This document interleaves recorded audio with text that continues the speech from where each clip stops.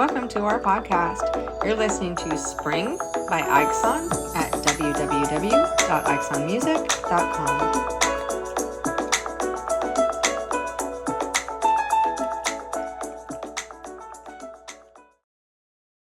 Welcome to Why Complain When You Can Whine? Three professional women making holy fuck every fucking time. Jesus Christ, you would think that it was planned. You're fucking fired, Jody. It's not planned either. God damn. Okay. Welcome to Why Complain When You Can Whine? Making sense of the senseless. Three professional women attempting to make sense of toxic nonsense. I'm Dr. Jody Larman, licensed clinical psychologist in the state of California. Therefore, everything that we discuss on this podcast is either entertainment or psychoeducational purposes only, or maybe both. Who knows? Mostly entertainment.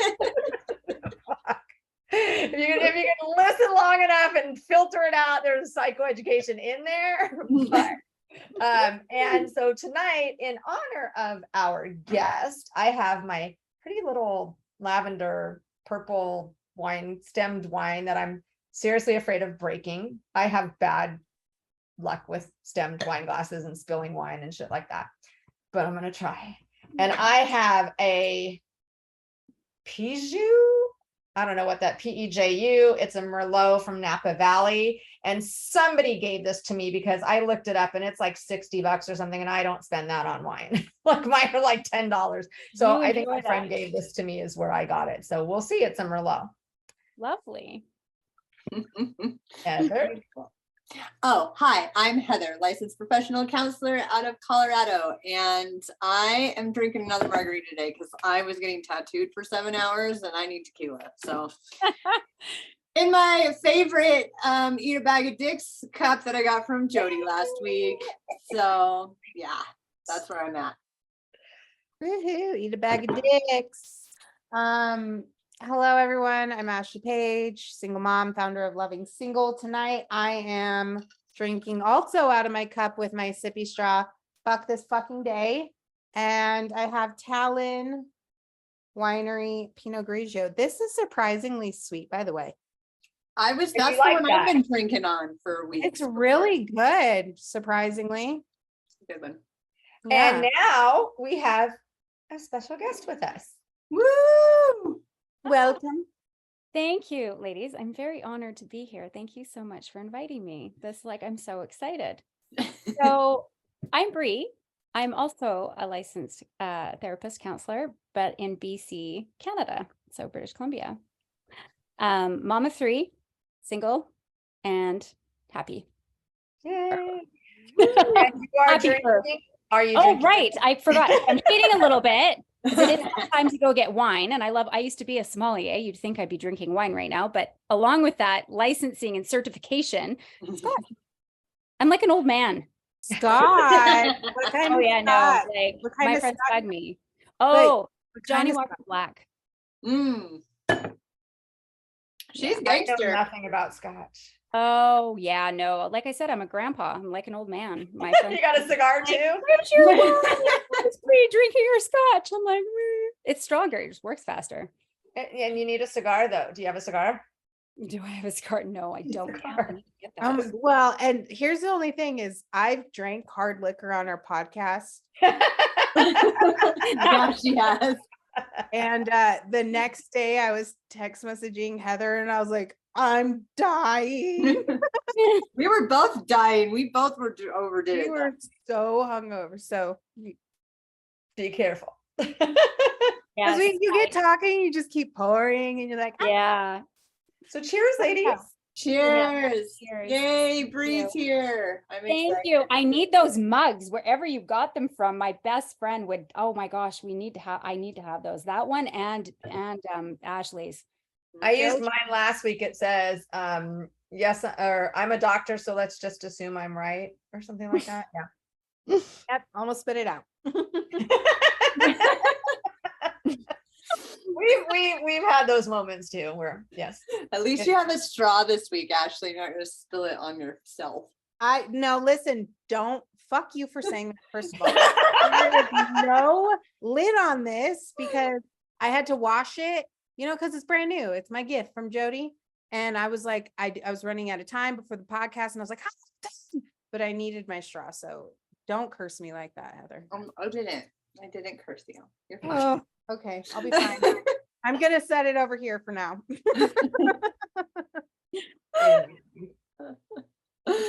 Adorable. So Your glass, Jody. Come on. it's like, if I right off the bat do that, I've never used this glass before. I'm really going to be happy. So Bree, tell us about you. Give us some of your background and therapy background or therapist background. Okay. Well, I've been doing it for a few years now, but it's still relatively new, and I'm upping my education at the moment. I'm just finishing school now, but I have been divorced for 2 years, separated for almost 4. Is it 4? Going on the 4th year? Yeah, going on the 4th year. To as we like to talk about, a full-blown narcissistic sociopath. So that's what led me to my therapy. First I was coaching, and then it led to therapy and getting licensed as a therapist. Yeah. And for anyone who's saying, okay, sociopathic narcissist, we don't in clinical terms label narcissists, but there's malignant, covert, that kind of describes their behavior. And a sociopathic narcissist or a narcissistic sociopath would be someone who meets the criteria for both ASPD, antisocial personality disorder, and narcissistic personality disorder. We throw in some psychoeducation there. Yeah, that's good. This is why it's so good that you're on here, Jody, just being that you're it'll sort us out clinically. Slip some in there somehow. Yeah. Like you got your license to be a therapist because of this relationship. Yeah. That is exactly why I did. Why a lot of us do, I think. That's like although I started like many years ago, because I've been licensed for like 10 years ish. And then, but I started like my bachelor's in psychology in 2003 or 4 after I first split with the same sociopath ex that I was with again 18 years later, and was recently released from prison after all of this shit he did to me. So, but yeah, like I originally had basically gone like to figure out all of that stuff from back then. So that's interesting. And did you figure it all out? I didn't, obviously. Obviously I didn't.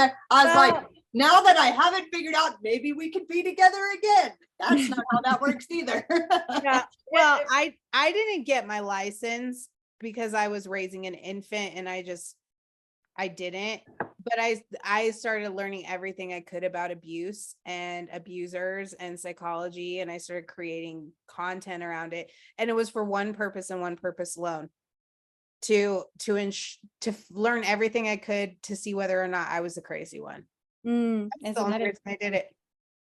Like I needed to make sure that, because I was told I was psycho and crazy and I was a crazy bitch and all these things for so long, that I needed to learn everything I could about psychology and abuse just to see, am I the fucking crazy one? I hate to say this, but learning about psychology, you're gonna think you're the crazy one. Like it's say, gonna do the like, opposite. You're gonna read it and go, "Oh my god, it was me." But that's why I said about psychology and abuse, because that's why I spent most of my time learning about abuse, because and I was able to identify that I wasn't the crazy one. Right. The crazy. Yeah. I know while going through school, you take psychopathology, and in my master's class in psychopathology was the first time we actually ever like dissected the DSM. And there was, I think, like 10 people in the class, but all of us would be like looking at each other like, fuck. That was me. That was me. We're like, okay, no, it's not. But you go through, they have it like it's medical student syndrome. They also have like psychological student syndrome or whatever, where you literally look at everything. Nowadays, though, I got to say that everybody is everything. It's become where everybody could probably fit everything in the DSM. So it's more of a flex to say, I'm not. I'm not any of these things than it is, I think, to say I have this, like everybody on TikTok with the alphabets, ASD, ADHD, BPD, NPD, ASPD. It's like, okay, seriously, let's just rule out you're not normal, I guess. Is that what you want us to, and everybody's neurodivergent, everybody. Yeah. So I think neurodivergent is actually, for lack of a better word, normal, typical. I was going to say the DSM is kind of garbage at this point because it has, based on white men usually. And so we're all over mythologizing. Old white conservative males. Why am I so low? I didn't do know, but you are looking real close today. I feel like I'm, what is it? Are you guys need a phone book to sit on? You have a little phone book to sit on top of. We make those anymore. Do you guys might not be old enough to remember, but Kilroy was here, and it was the guy over the fence, and it was just his nose and his hands and his face, and they would draw them all the time. Kilroy was here. That's what I feel like. Like if I go low enough, all you can see is from here up. Or Home Improvement, where Wilson was. Oh yeah, how do you? Yes. Oh my God, memories. I know, right? Yeah. Yeah. No, I find that the DSM, it's interesting the way that, I don't know, that helps my clients rather than labeling, right? Because I even have those issues myself. It's just very stigmatizing, and that it's we're all on a spectrum. There's like 8 different mental health spectrums, and we kind of, the goal is to kind of, I think this is Carl Jung's theory, but to float within sort of the middle, right? And rather, like, throughout our life, we'll move on these spectrums in various different times of our life. So it's, we all have traits of everything. Yeah. Well, like when I worked in prison, I would have the inmates would be like, well, what is my diagnosis? And even in private practice, and I would tell them the same thing. Your diagnosis is really important. It is, to a degree. If you're getting medication, your diagnosis is important, because if you're billing insurance, your diagnosis is important. But for what we do, it's treating the symptoms. That's more important. Like in medicine, knowing you have stage 4, stage 3, diabetes 2, whatever. Like you don't want them just saying, oh, you have cancer. That's like really vague, really broad, and they're going to treat each specific. Like I see these commercials for, if you have small stage, this plus that over this, then this medication works for you. So you have to be really specific. In psychology, it's more of a, what are your symptoms? Let's treat that. Because if I'm sitting here treating you for depression, yes, anxiety is part of depression, but you come in and you are just amazingly anxious. I'm not going to say, okay, well, we're treating you for depression. So we're not going to work on that today. So we kind of work on your symptoms more than your diagnosis. Diagnosis is important, but we're going to treat the symptoms more or less. I think that's more important. Like even with CPTSD, it's like learning what the difference is in that case between borderline and CPTSD, because borderline is lifelong in every setting. It's not really going to change. Whereas CPTSD isn't really in every setting. You're not really at the grocery store with emotional dysregulation. It's more like in a relationship, you have the emotional dysregulation. BPD, it could be literally the cashier pissed you off, and there goes a Karen yelling at her and screaming at her. So it's in different places. So in those type of cases, knowing the diagnosis, ruling out things that it is not. But once you have that diagnosis of like CPTSD, now we can work on getting you better. And if you have borderline, we can work on maintaining stability. Right. So those are 2 separate things. We're still going to work on the symptoms, but one is going to be maintaining stability for kind of life. And the other one is, we can get you better. Yeah. 100%. Yeah. Yeah. In my own, sorry. I was just going to ask you a question, Bree. Do you feel like everything that you've learned since becoming a therapist counselor has helped you with the initial reason why you started? Yes. A lot of it was not just that I wanted to go and help other people, because I think when we sorry. It wasn't that I wanted to help people. I wanted to help myself. Yeah, I wanted to help myself. It's true. It was bad, but I've always been a bit of a, like, I mean, my old, like, holistic health is my other background. So in helping people with natural remedies if possible. I've sort of always felt like I was a bit of a healer. I was drawn to that line of work regardless. But after this experience, it was to also try and heal myself and educate myself and learn as much as I possibly could. But then the passion to help other people as much as I could. So as much as I can, especially from this type of abuse. Because it's, abuse is abuse, but when it comes to narcissistic abuse or being with somebody who is ASPD and classic signs of ASPD, like the trauma and the CPTSD that it causes is just, it's a hard one. But like Jody just said, you can heal. And I've learned a lot, and I've learned a lot about my own levels of reactivity and choosing self-regulation and healing, right?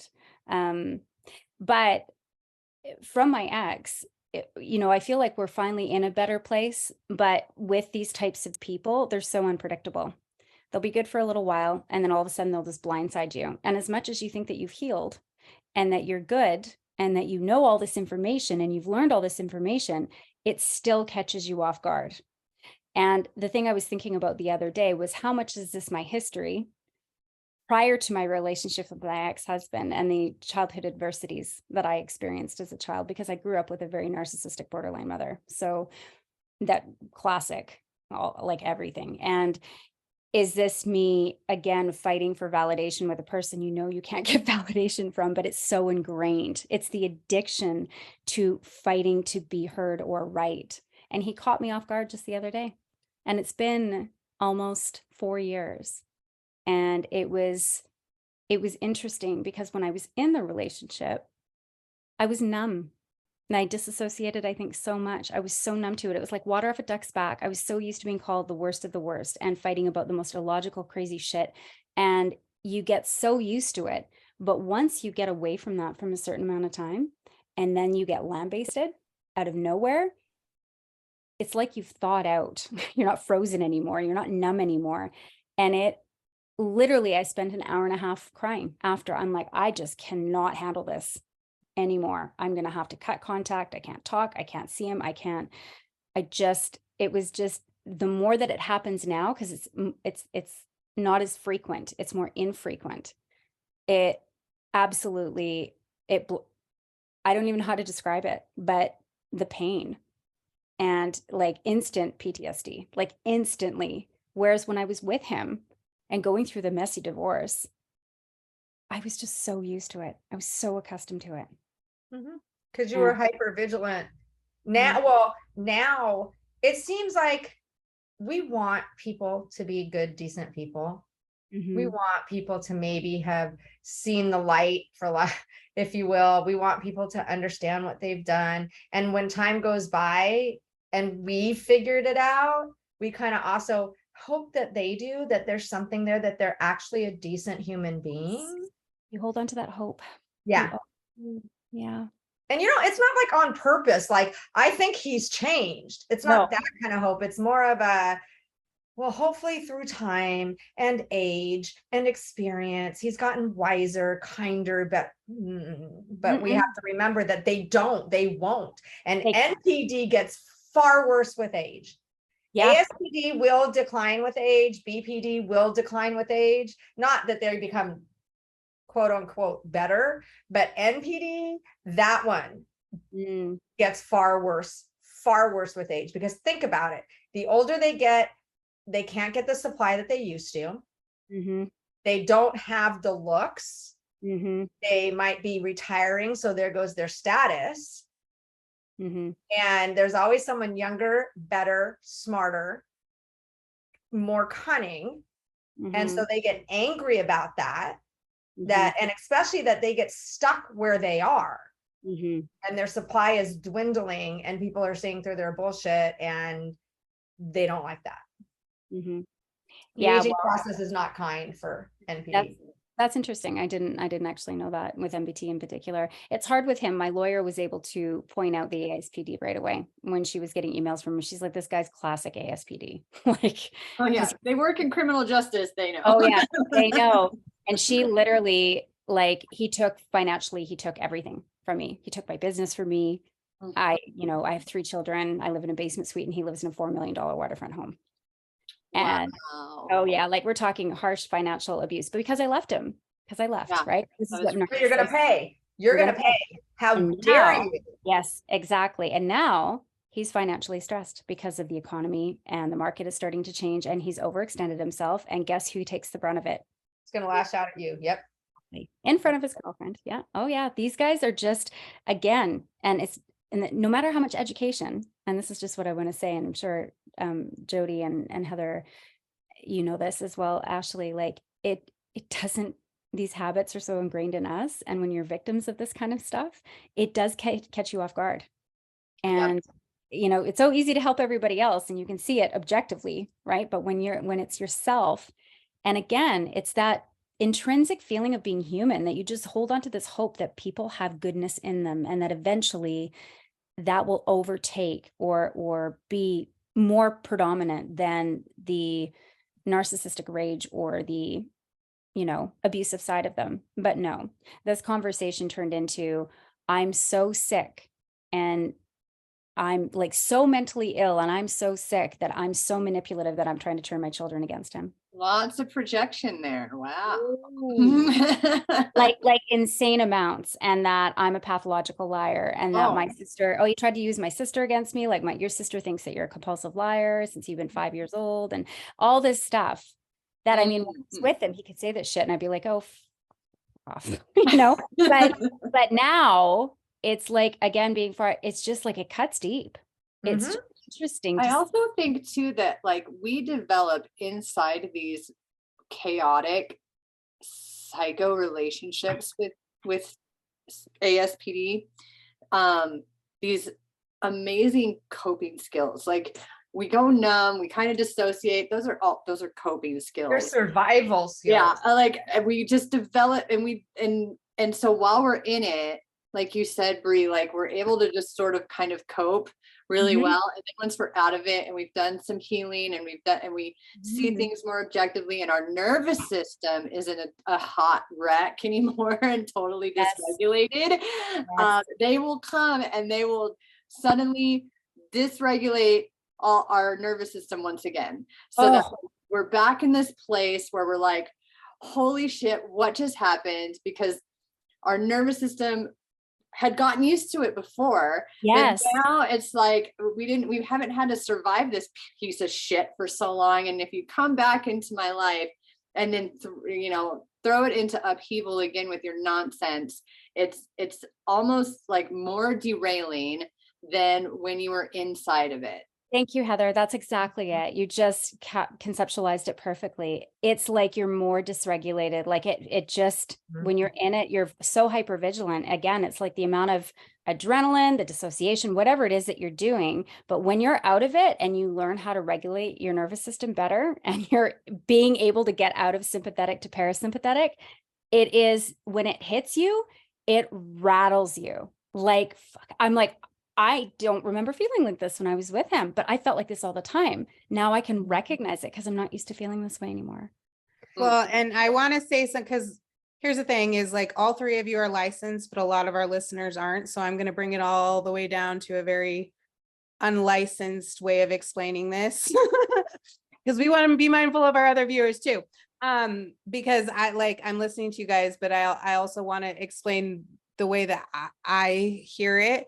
Is that, at least for my perspective, is like, when I was in the toxic relationship for a decade, you have to have and adapt and take on a certain level of toxicity yourself in order to survive in that. It's almost like anti-venom.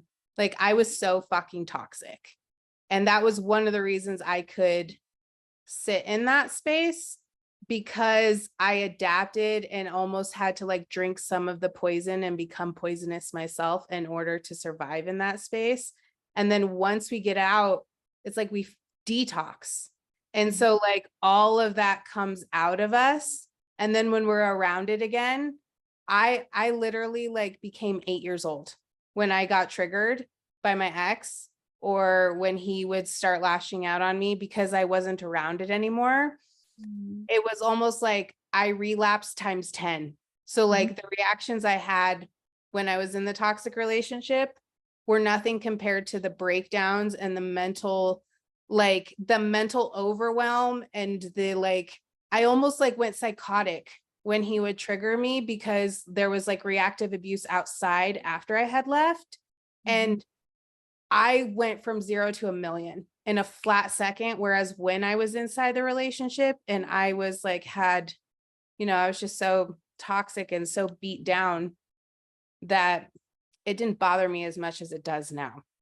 Yeah. Well, I mean, if you think about just survival mechanisms, imagine you put on a figurative bubble suit to protect you from stuff.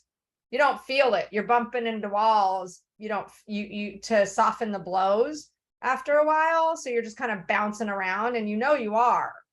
But then when you're out of it, you remove that bubble suit because we don't need it anymore. And then all of a sudden, bam, you hit a wall. They push you into the wall and it's like, you weren't prepared.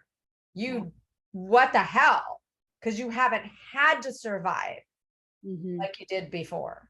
Did it, Bree, did it make you like question, you like all of your education? Did it make you feel inferior? Like maybe I'm not supposed to be a therapist or like I'm a fraud, like. Oh, of course. Imposter syndrome. I mean, I've grown up with that. Like, I don't even know if I really believe it's a typical syndrome. I just think it's something that we all, to a certain extent, depending on where we are in our life and where different things that you face, you will always feel like you're not good enough or you're not educated enough or you're not this until you become more versed in it. Right. But right away, he can do that to me. He can still do that to me.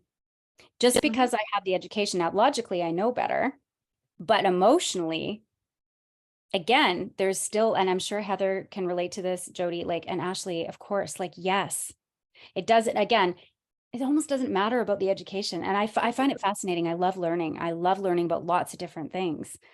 And it's more to help people and even to help myself, but fuck, he can still get me and make me question everything. Even when he said the other night, he's like, you're so sick. I got off the phone. And I'm like, maybe I am. Am I sick? Maybe I am fucked. Am I manipulating my kids? Oh my God, am I? I'm like, I'm even like questioning, even though I do this all the time. I've said the odd thing in front of them, but I always tell them they have to love their dad. Their dad's really important. And I have to actually be dishonest with my kids for the most part about the financial stuff, right? Because if I tell them the truth and its entirety, it would be damaging, and they could possibly dislike him or create some sort of, one-sided bias narrative. And I just, even though sometimes you fucking want to, you want it, right? They're going to figure it out. My oldest daughter's already figuring it out, and they've already been through the ringer. I mean, it was an ugly, ugly divorce. It was an ugly separation. There was so much blackmail, bullying, abuse, stalking. A couple of things about that though, because it happens so much in relationships with NPD co-parenting. You get the NPD that is, again, trying to turn the kids. They don't care about the kids. They just want to win the kids' love just because they won. But like, because I have a friend who's going through her divorce right now, and she's always like, oh my God, my kids don't love me. And I said, look, be the good parent. Stop talking. One, stop talking about your ex. Just don't. And two, and this is really hard, but your kids are not your ex. They're still your kids. Yes. So when you look at them, and because she'll be like, oh my God, he was just like his dad. And it's like, stop. Don't do that. Because when you get angry at them, you're angry at him, not them. When they do something, you're pissed off because you're relating it right back to him, not them. So remember, they're kids and they will always be the kids. And treat them as your children, as you always would. So if your kids do something that it's like, oh my God, that's what dad did, their dad did, it's like, nope, don't, because the anger goes to the other parent, but it's on the kid, unfortunately. Yeah. Well, right now, my 11-year-old daughter is seeing a child psychologist at $250 an hour that I had to fight for. Oh yeah, it's not cheap here, but because she has suicidal ideation and she's 11. And my ex thinks I've planted seeds and I'm the one, because I'm a drama queen, and I'm the one, and she's trying to get my attention, and I've been busy with school, and so I've neglected her, and this is her way to get All my your attention. fault. It's all my fault. Everything is. And that psychologists don't know what they're talking about. Just because they're a doctor doesn't mean they know anything. It's all bullshit. Doesn't believe in counseling. You're very stereotypical NPD. He knows more than a professional. He knows more than the law. He's above the law. All of this stuff. This is classic my ex-husband. So even recently, she's only been to 3 sessions, and he's flipping out because he's like, she doesn't need it, because he's financially strapped and stressed, and he doesn't want to spend the money on counseling. So I'm like, but she's like, well, she's not. She's just trying to get your attention. I'm like, you can't assume that. Even as a counselor, I can't assume that I'm in her head and I know. We have to take it seriously. It doesn't matter. Of course, she's looking for attention. We need to figure it out. She needs to learn coping strategies. And this is why we have her, and money shouldn't be the issue, but I will wind up footing the bill for this because he's now refusing to pay for it.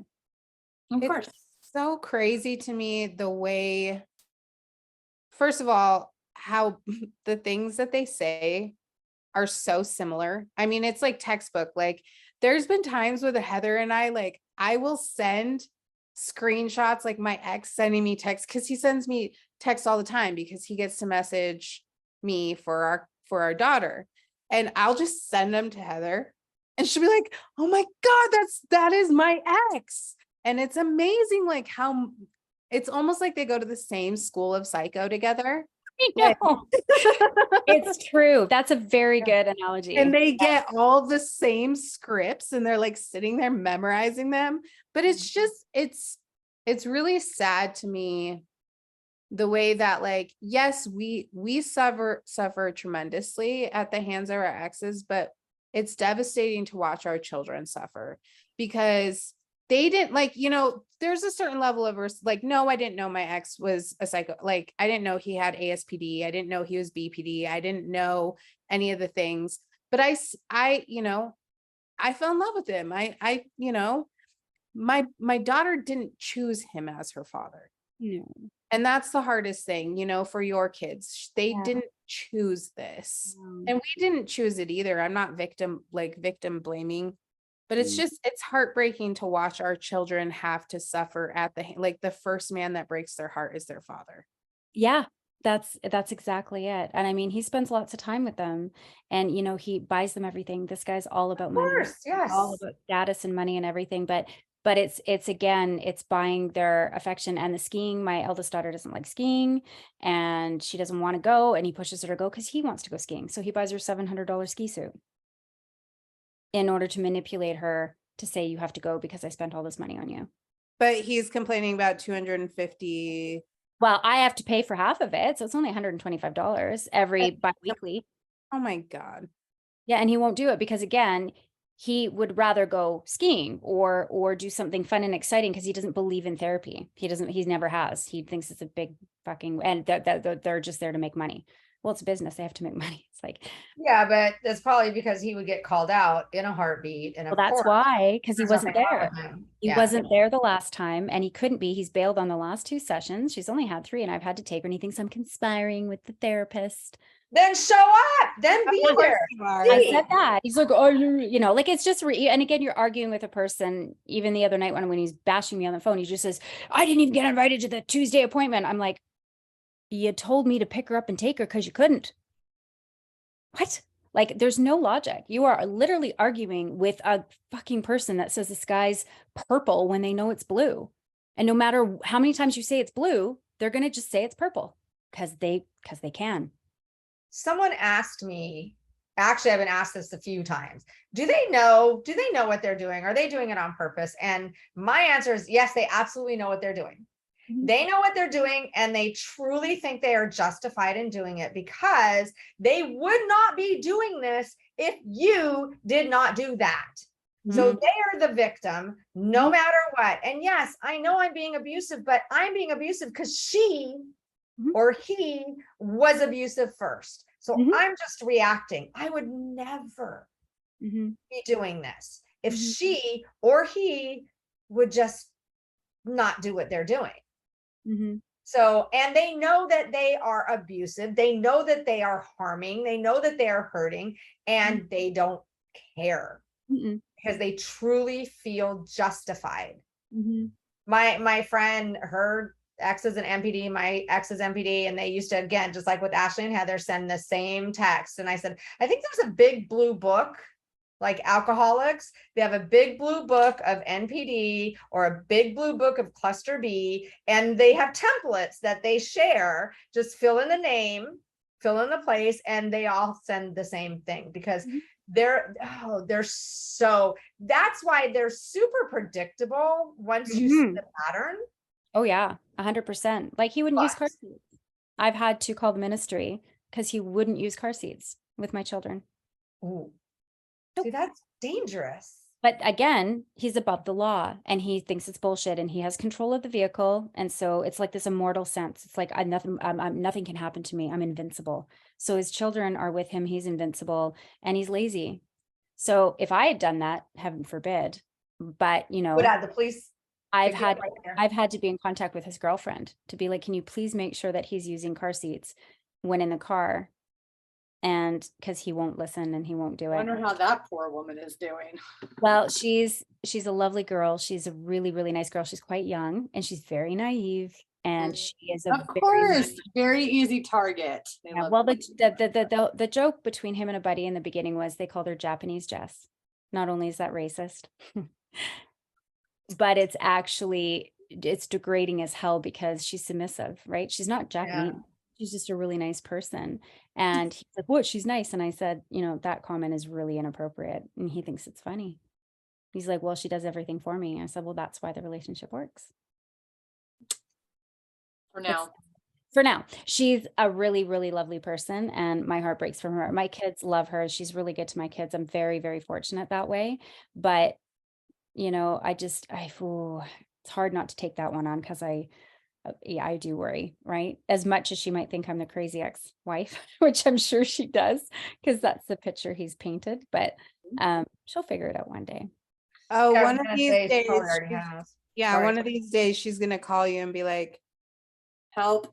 can Yeah. we go to lunch? Yes, I know. I actually had a psychic tell me that. It was really quite interesting. Yeah.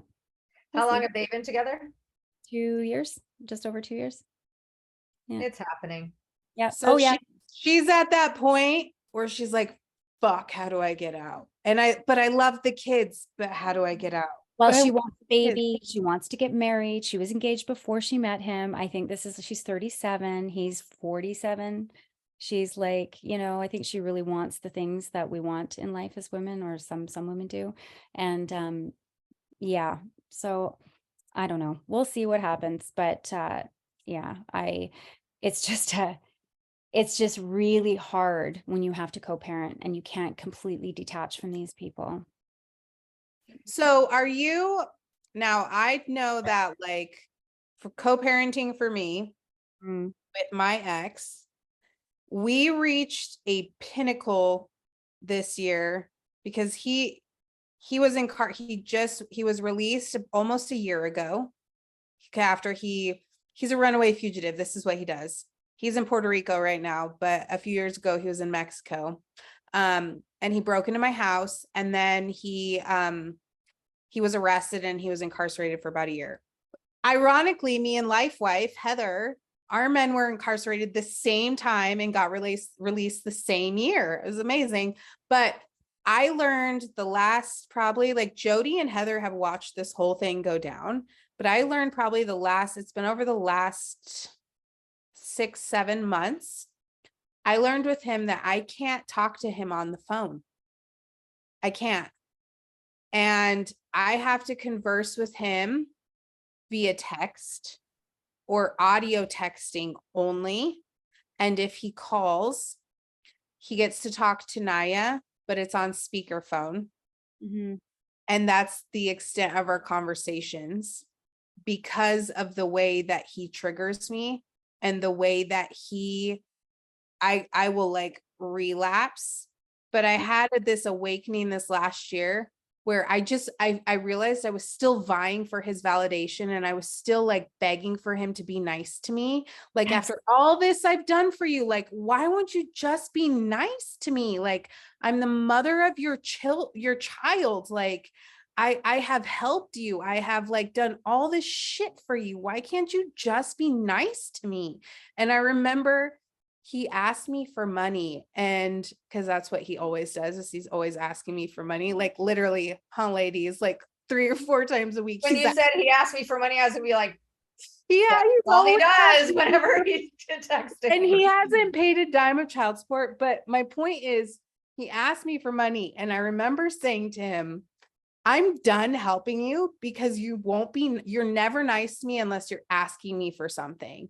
And I'm so thankful for this text, because he said, I'm not being nice to you, Ashley. I'm just asking you for money. And it like clicked in my brain. And I was like, in that moment, I was like, you set me free. Because I realized he's never going to be fucking nice to me.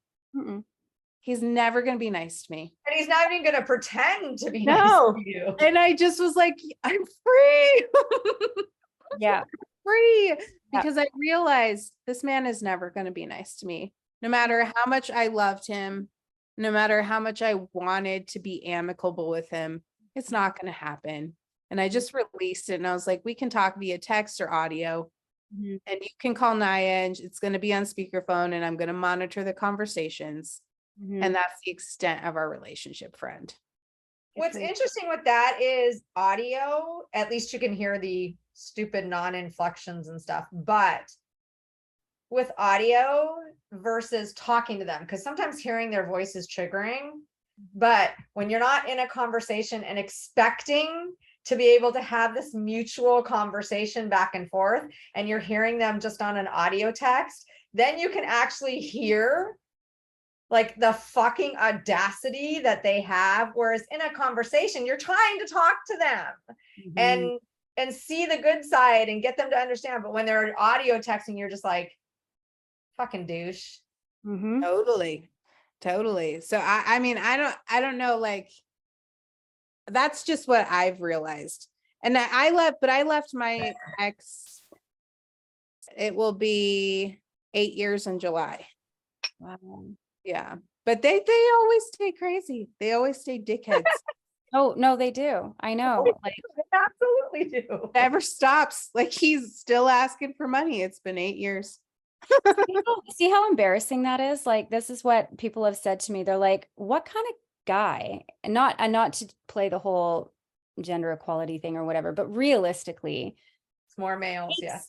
money and the security away from the mother of their children. Like, and he didn't need to, he was a realtor, but he took my network marketing business that was making 300 plus a year and took more than half of what it was worth. And I got no equity out of our house. Wow. Because to them, that's fair. That's fair. It is. You fucked me over. But here's the thing, Jody. It was his business. It wasn't just your business, Brie. It was my business.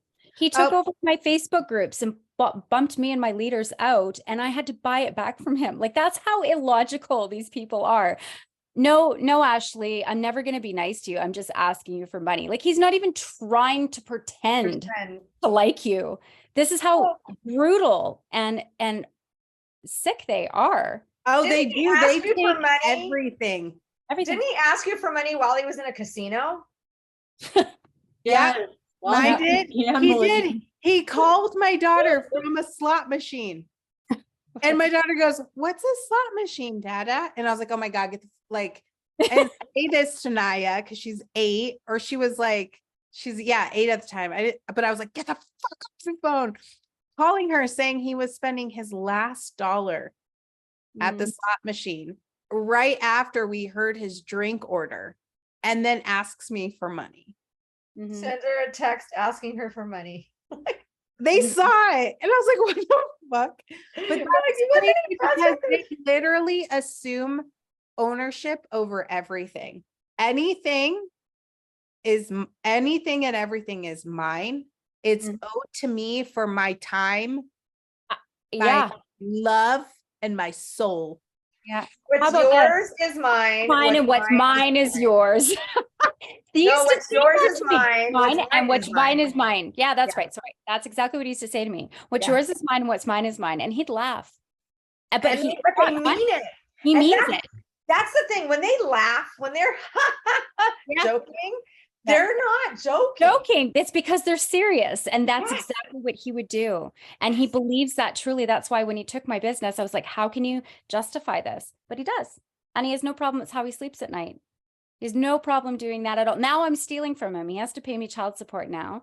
And he's hidden a lot. I had to settle on something because I was still paying a lawyer that I couldn't really afford. But he's hiding money in different companies. He's not stupid. And I know he's swindling, but I had to agree. And now the statement is I'm stealing from him. I'm stealing from him. When he has Because to it's not about the kids. No. Because child support's supposed to be about the kids. Yeah, it is, but it's But not. since they don't give a shit about the kids realistically, they just want to win their love to take it from you. You're doesn't care. stealing because the money doesn't matter that it's for the kids. Because it's He not doesn't really for the kids. care. Yeah, that I live in a basement suite and they have to share a bedroom. And I mean, they're fine. They're little right now. They're 11, 9, and 7. But I mean, it's difficult. Then they go back to their house and they have all their own rooms and their own space. And he loves it. He loves that I live here because it means that I'm a loser and I'm a failure, even though he's responsible for it. Yeah. But the one thing I will say that has really helped me over the last few years in my own therapy is holding on to a key phrase, and that is integrity, because it's something a narcissist will never have. As integrity. When we got divorced, I was legally entitled to half of our townhouse downtown Vancouver. And because we were common law married, like we were together, we had a baby. And he wanted me to sign a prenup when we got married saying, I don't want you taking any of that equity. You're not entitled to it. I bought it before you. And I was like, whoa. I'm not going to take that money, but I don't need to sign a prenup. It's like you're signing divorce papers before you're getting married. And I'm like, it's not that you're not a millionaire. You got like 400 grand. It's a substantial amount of money, but I'm not going to take it. It's fine. And I agreed that I wouldn't take it. And so when we got divorced, even though he was taking more than half of my business, he was keeping all the money from our property in Mexico, he was taking all the equity out of the house, and he was fighting to stay on my business. And I wanted to buy him out because otherwise he'd be riding off my coattails for the rest of my life. And he's a very successful realtor, so he didn't need to. I still did not take that equity. I kept my word, and at least that's what helps me today. Integrity. I mean, it is taking the high road is so hard. And I didn't fucking want Having to. integrity. Yeah. Is so hard. And that's why, like, in my head, a couple podcasts ago, Ashley was saying, oh, I'm admitting to all these things. But in my head, I do so much shit that I'll never do, but at least I can imagine it in my head. I was not at all vindictive to my ex. The worst thing I did to my ex was I took a toy, adult toy that we had bought together on our last day together, and I wrapped it up in a box all pretty for Christmas, and I put it in the back of the truck, and I said, do not open till Christmas. That was like one of the worst things I did. And I went to put granola in the back, his bag of granola that he left at my house, in the back of his truck, and I put a hole in the bottom. And my colleague was like, oh, that's horrible, don't do that, because we have ginormous blackbirds, and I was hoping they would shit all over his truck. And she's like, don't do that. And I'm like, oh, but I want to. And she's like, you're better than that. And I'm like, fine, I won't. And when I picked up the bag to move it, it exploded all over the ground by his truck anyways. And so when my friend talked to him, like 2 years later, he's like, she vandalized my car. She threw granola all over the car because apparently, I guess the birds picked it up and shit all over it, thankfully. She punctured my tires. It's a prison parking lot. How would I ever get away with puncturing your tires? So it's like, I never did the stuff that he claims that I did in his head. I did them in my head, but I never did them, but I got blamed for them anyways. But there's times where I'm like, why did I not? Because you're better than that. Because you're a grown-up, because you are not NPD. You are not cluster B. Don't do it. Sometimes though, it's not about that. Sometimes it's just like, I'm going to be a petty bitch. I'm going to do some shit. Well, that's the granola was my wrong with me. It doesn't mean that I'm not better than that. I am better than this, but I'm also just as petty as this. Like, I will also put fucking shit around your car so that birds shit all over it, because Oh, Fuck there's definitely ways you can be petty. I definitely had my moments of doing Yeah. certain things that really threw him for a loop. Yeah. It made my life a living hell. Sometimes I was like, if I could just leave on that note, and that would have been my last little bit, but because I've got kids with him, it's made it very difficult. But where everybody has said to me, why didn't you take that equity? You were entitled to it. He took more than half your business. And I said, because I promised him when we got married that I wouldn't do that. And even though he was taking everything, I still kept my word. And that's actually really helped me, especially with him buying these properties. And he bought a boat for over 200 grand. And he's like spent an obscene amount of money over the last couple of years. Because that's what fills him up, right? It's just the showboating and the materialism. But at least I have that piece where, because the insatiable anger, I didn't think I was capable of feeling anger like this. I did not think I was capable Yep. of having hatred within me like this. Yep. I wanted him dead. Like, I just crazy shit. And I was like, this is not, and how do I get rid of this? Because it was so painful. It was just hurting me. And I'm like, I need to figure out how to get past this. I want compensation. What is it? The trauma recovery is like compensation or validate, like, you know, being vindictive, because you feel like it's going to give you compensation for the way that they mistreated you and all the shit that you put up with in the abuse. But at the end of the day, it didn't. And I had my own therapist, and he says, but what do you have that he will never have? And then it came down to integrity. You're only as good as your word. Right. Mm-hmm. So it has, because he'll never be able to do that. He doesn't have that. Not only that, Brie, you also have the opportunity for happiness that Mhm. they honestly don't ever have. No. And that's one thing that I try to remember myself and to express to other people. It's like, they are truly self-loathing. They Mhm. really don't like themselves. And the Mhm. only way that they can is by building themselves up with all the supply and fucking people over and all of that to make them feel good. Mhm. But deep down, they hate themselves, and they Mhm. can never Mhm. honestly be happy. They don't know what that is. If they knew what it was, they wouldn't be the people that they are. So Exactly. we have the opportunity to really thrive and enjoy and live life and find the joy in things Mhm. that That's they what can't. Their joy is hurting people, Mhm. winning, Mhm. being vindictive, getting one over on you, taking your Facebook group, taking your making you live in a basement. That's their joy. It is. That's exactly what he thrives on, right? Because I left. And you know, the whole retracting thing, it's like they acknowledge it for, sometimes they'll see it for like a split, and then all of a sudden it's gone. He was typical, apologize, oh yeah, and then go right back to the same behavior, or completely take everything that he said back and go back to his typical narrative of being abusive and not taking accountability and all the rest of it, because that's what they do. It's like, it is so frustrating. Almost when you think that you have it, it's gone again. Right. Yep. Yeah. Yeah. For true NPD and all of that. Ashley, I'm sorry. Well, I was just gonna say that I had a really amazing conversation with Street Poet this last week, probably like a week ago. And she reminded me of my ex and when I left him. And she asked me, she's like, what did you take with you when you left him? And I was like, nothing. Like, with the exception of like my daughter's things, I didn't take anything for myself. I had the clothes that I was wearing, and then I had a duffel bag for her and $15 that I had scrimped and saved. And I left everything I owned, like in my apartment with my name on it, with all my furniture, with all my clothes. I left it and I was like, keep it all. I don't give a fuck. Keep it all. We're out of here. And, you know, he had everything, and we started over from scratch, and we were homeless for several months.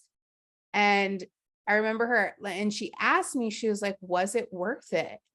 And I was like, abso-fucking-lutely, because I left him all of my material belongings, and I left and found peace. I Yes. left and found joy. I left and found myself. I left and found self-love, self-worth. I've left and found dignity. I left and like found my identity. And he has none of those things.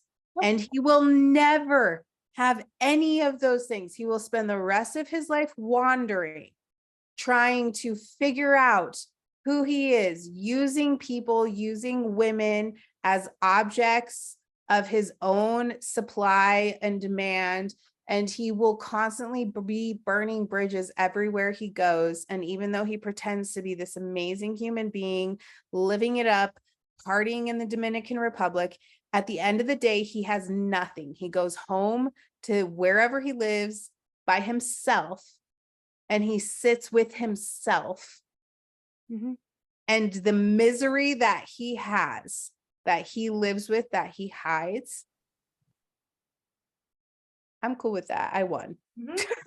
That's justice, right? Like, that's justice in itself. You're just like, you're gonna be miserable forever. I won. But, like, and I'm not.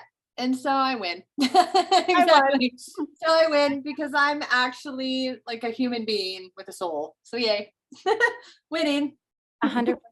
And human connection. And like when I went to Nepal in 2018 on a humanitarian trip, I came back and I think I was angry at being in the Western culture, and our roads were perfect and we had no potholes. Like everything was just, I was a bit depressed because those people, they don't have the mental health problems that we have here.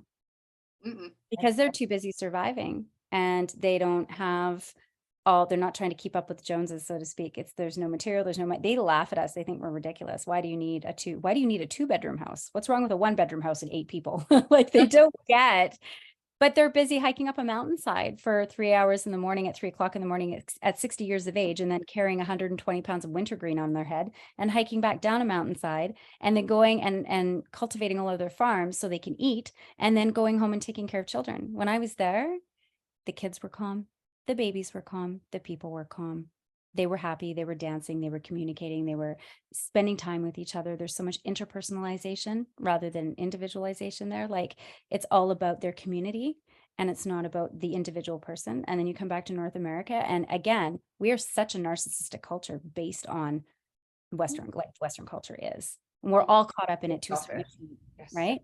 But that's just it. And when I came home, I realized in that moment, I had the nice house, I had a decent car, I was making hand over fist money at my network marketing business. And I'm like, I'm so fucking miserable.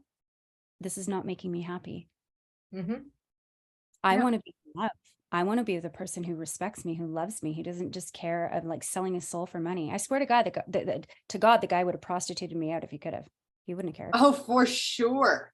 Oh yeah, he would have 100% done that. I He would would have too. laugh about it. I'm like, you don't have a jealous bone in your body. I swear to God, you would like whore me out for money. Like you would have no problem doing that. Yeah, for sure. Mine was the See, same way. mine was BPD, so he would have not prostituted me out because he was the BPD and the ASPD is a fucking wicked combo. That would be a really crazy combo. But he had other things. I mean, he would, the shit he's done for money is disgusting. Oh yeah, I bet. And he can beat me up, but no one else can. Yep. Yes, isn't that so? It's a very twisted.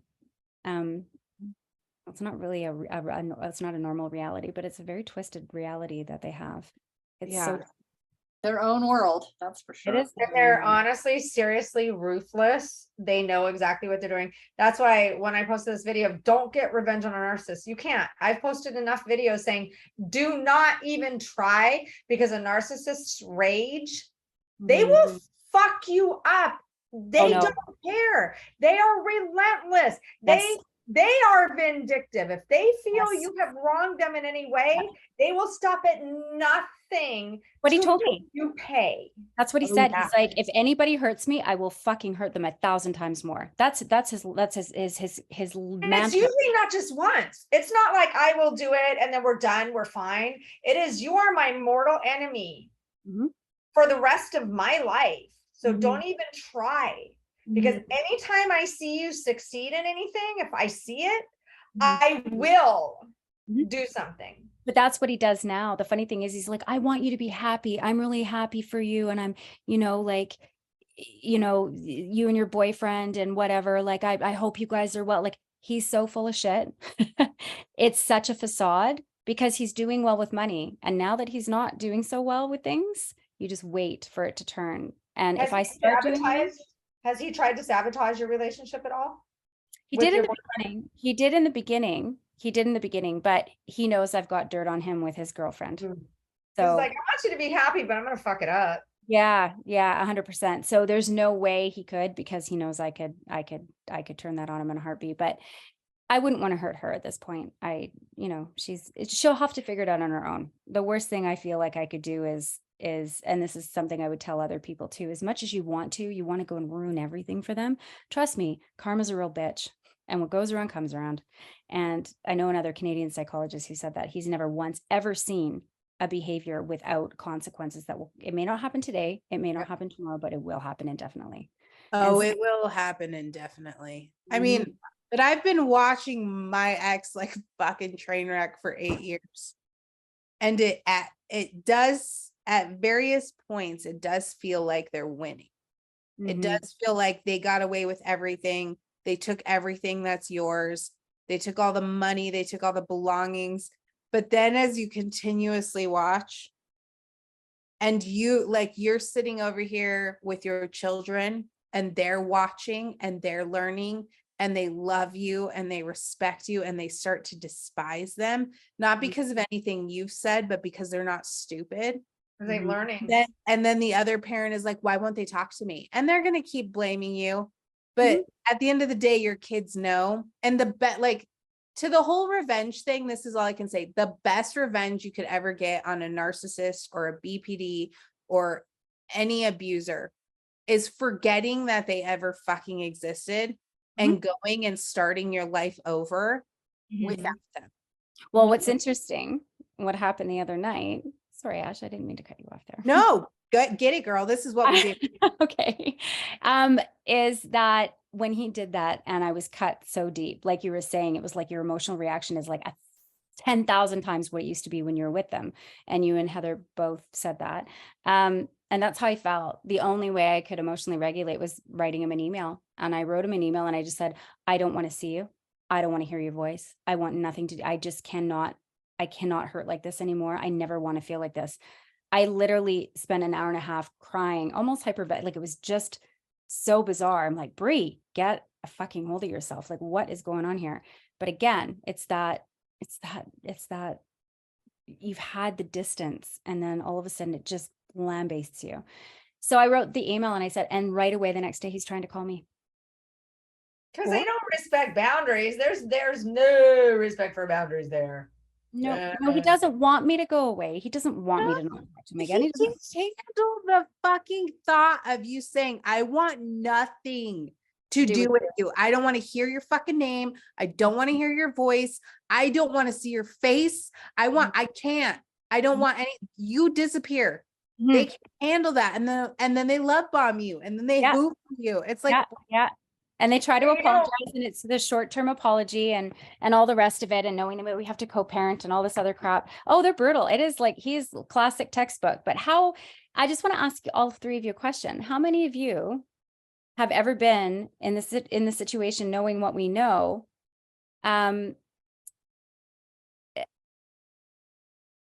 Shit, I totally just lost my train of thought. Where was I going with this? Have another drink of your. Oh my God. Have another drink of scotch. You'll remember. Oh, I totally need to. Where it's that you forget all of the shit. And then you hold on to the little snippets of good and they apologize in the moment. And then you think, and then you fall for the crap again. And you forget.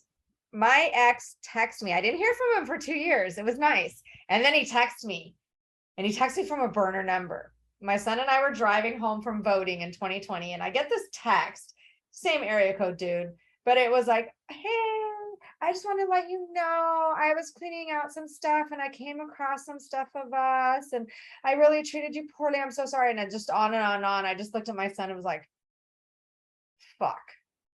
I'm like, who do you think that is? I go, maybe it was somebody that texted me accidentally. Maybe it was a wrong number, but I knew. And by the time we got home, then I text him like, who is this? And he texted immediately back, like he was waiting with his name. And I'm like, I never text back.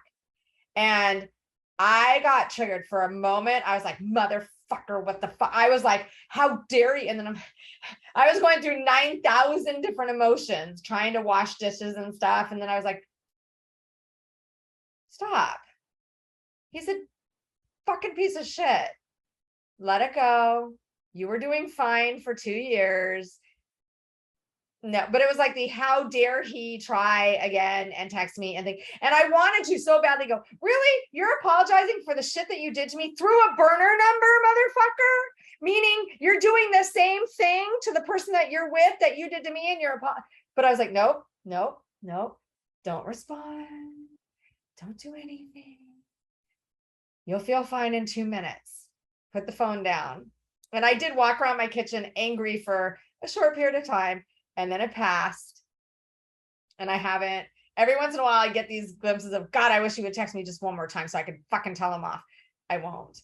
But, but yeah, it's like everything that I wanted, it was like out the window for a minute of being really triggered. But then I was able to, thank goodness, pull it back. But I totally get it. Totally get it. That's good. You see, I've been sort of a little bit more on the other end and wanting to believe that there's maybe a little bit that there's, and it's like, I don't know if that's the brain damage from all the abuse where you're like, or it's that fantasy that you're saying that you hold on to this sort of fantasy that maybe it'll be different, or maybe they've changed, or maybe it'll be better. Not changed, but somehow. Maybe they mean it. Right? Maybe Yeah. So it has a lot to do with at least for me. It has a lot to do with the fact that we share a child together.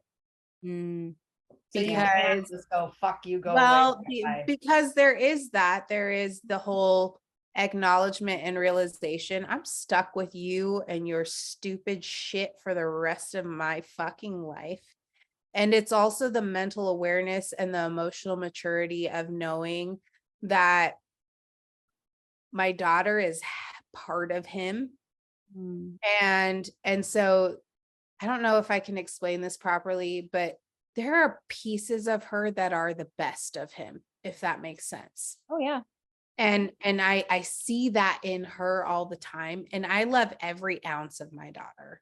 And there are times when I see her and it reminds me of the reasons I fell in love with him, where I'll be like, oh my God, she's just like her dad. And I'll be like, like I had that moment the other day where this sounds fucked up, but where she did something that was just like him and it actually made me miss him. And and I was like, what the, Ashley, wake the fuck up. Or I have parenting moments where I'm really angry at him that he's not around. Like I was teaching her how to roller skate and he was like, got scouted to be a professional hockey player. And I was like, I shouldn't be fucking teaching her this. He should be. And it made me I was like longing for him. And I was like holding on to hope, like, well, maybe, like I find myself in this psychotic world of being like, well, maybe, while he's in Puerto Rico, he's like, maybe he could be getting sober and maybe he could be like doing these things. And like, maybe Puerto Rico is a good place to do that. and maybe he could be like getting better. And like, maybe in just like a few years or like and I'm like, fuck, Ashley, no. Life.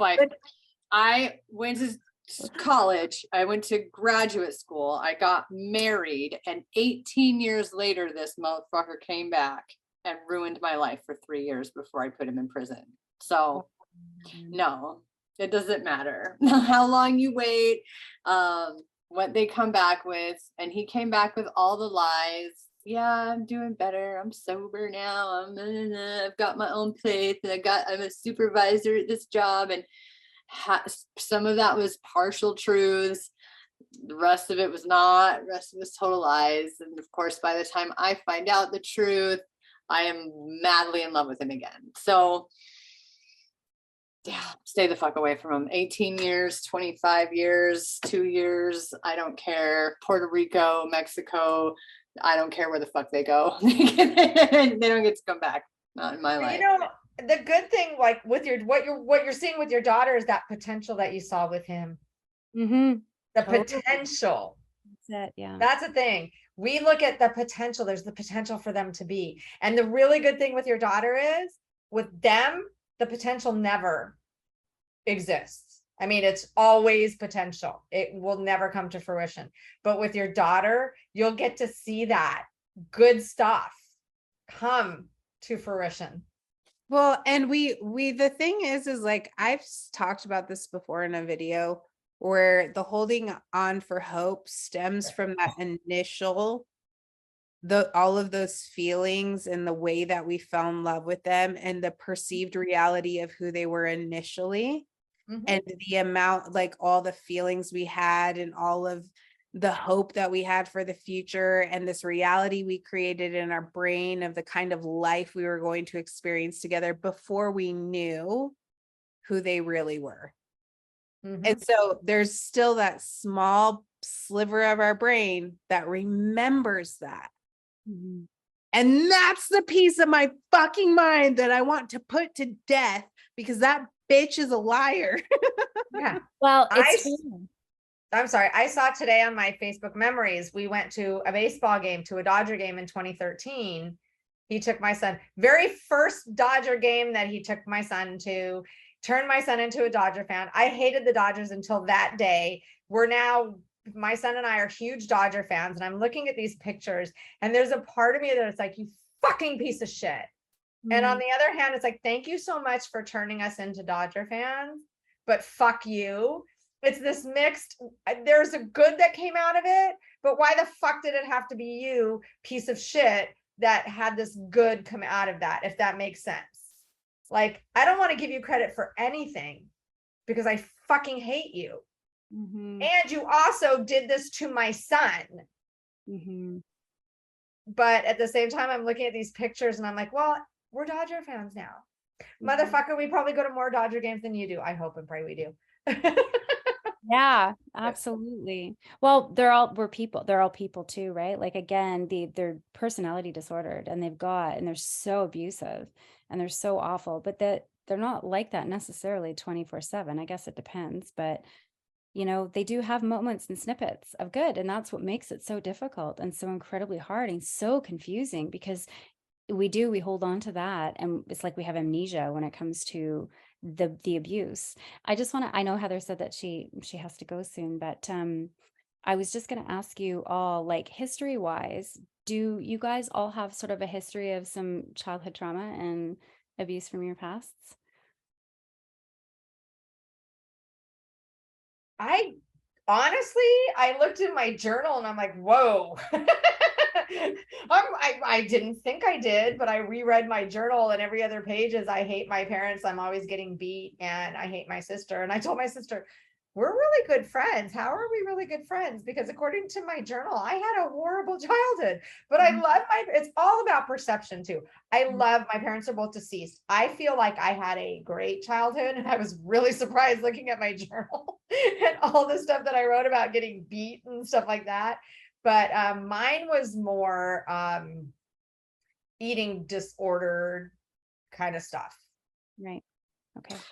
Mine wasn't my early childhood. I had some like adverse experiences growing up that I didn't really view as super traumatic in a sense, but my adolescence was real brutal. Something happened in my brain in adolescence and I became like a whole different person. And I was also like forced to go on like birth control and Prozac, which also fucked me up in like a lot of different ways. I bet. So I ended up like in and out of juvie and mental hospitals and whatnot from the time I was like 16, 17 on. And like, so it was not my early childhood, but my adolescence was real spotty. And and that is, that's around the time I met my ex too, was through that. So interesting. Okay. What about you, Ash? I had a lot of childhood trauma. So I had a lot of, I was molested when I was 9 by my great grandfather, and I was molested for a year. And then I had a lot of mother issues because I come from a Hispanic family. And so I was the firstborn, and then there was my brother. And so in the Latin culture, boys are king. And Mhm. so I was abandoned by my mother. And it was her grandpa that did that to me. And so there's a lot of trauma surrounding that. And then I was essayed in college. And so lots of trauma surrounding men. And then when I went to the place to my mom, who was supposed to be there for me, she completely ignored me and abandoned me. So I went to go find love and attention and validation, and just found Mhm. myself in abusive relationships. Yeah. My Yeah. trauma started about age 24. From 24 till like 2018. Okay. It's just been trauma after trauma after trauma. You know, my dad going to prison, my husband dying, my son getting molested, just something, So one thing about CPTSD doesn't have to be from childhood. No. And I'm not saying this to you, Bree, I'm just saying this in general, that Yeah. CPTSD is repeated traumas throughout a Your life. period of time. Yep, that's right. Yeah, throughout a So period it doesn't necessarily have to be childhood, but like mine all started that I can really remember. in your 20s. I was 24. Yeah. Interesting. Yeah. The reason why I ask is like if you often find yourself in toxic, abusive relationships, like I have and because I have a lot of childhood adversity. So sexual trauma, and my mom being borderline narcissistic, and tons of abandonment and rejection and bullying in school. And it's exactly why I continue to get into relationships with people who, and then you, Ashley, when we talk to you, you're fighting, you hold on to that hope, right? That glimmer of hope. It's like, again, it's like this fantasy because you're just so desperate to be loved and be something and not Approval. and Validation. Yeah. validation, right? So again, we put up the shittiest of the shit because we're used to shit, really. And it's hard. And even just recognizing with what Jody just said about how when her ex contacted on her burner phone, and for a moment she's like, fuck, I hate you. And there wasn't really a moment where you struggled with, well, maybe he's, you were angry. You had like, no, fuck you. You wanted to be like, no. Whereas I, in that situation, would be like, oh, does he really mean he's sorry? Oh, maybe. Duh. You know what I mean? Like, it's interesting how everybody interprets things differently. Their reactions are different. But yeah, CPTSD can happen at any time, but it's with these people in particular, and why it's so hard to get rid of these patterns and your self-worth, and is just the key part to everything, but damaging. One thing that I do want to let people know is, okay, not to go against anything you said, Bree, but just because if you had childhood trauma does not mean you're going to be in a toxic relationship. And if you're in a toxic relationship or were in one, that doesn't mean that you had a traumatic childhood, because I know people want to find a reason. Right. It's just, if you kind of gravitate to what you know and what you're used to. And if you're used to toxic, that doesn't help. Mm-hmm. If you're used to being treated well, then you can recognize toxic easier. Yes. But I want to make it clear that childhood trauma does not equate you're going to be in a toxic relationship, or you were in a toxic relationship, therefore you must have had. So, however, again, if you look back at how you were raised and treated, there is a correlation there because that's what you know. Mm-hmm. No, 100%. I know lots of people that have been in toxic relationships that had great childhoods. I guess just speaking from my own experience, mine have been repeated toxic relationships, not just one, not just And so two. that's what you're used to. It's because sadly what you're used to. Yeah. I know mine, I kind of know the origin of, and it stems from my marriage. And my marriage was really good, but something happened something happened in my marriage. And that's what I think triggered my going into a toxic relationship. Right. Of course. And that would make sense for sure. Yeah. So on that note, Heather has to go. Thank you so much, Bree. Thank you so much. And now you see that we just go in any and all directions. I love it. And We hopefully do. you will come back. I would love to.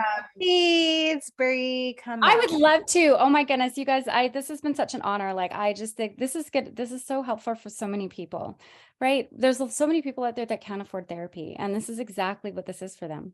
So this is just amazing, right? What you guys are doing is just so powerful and so beautiful.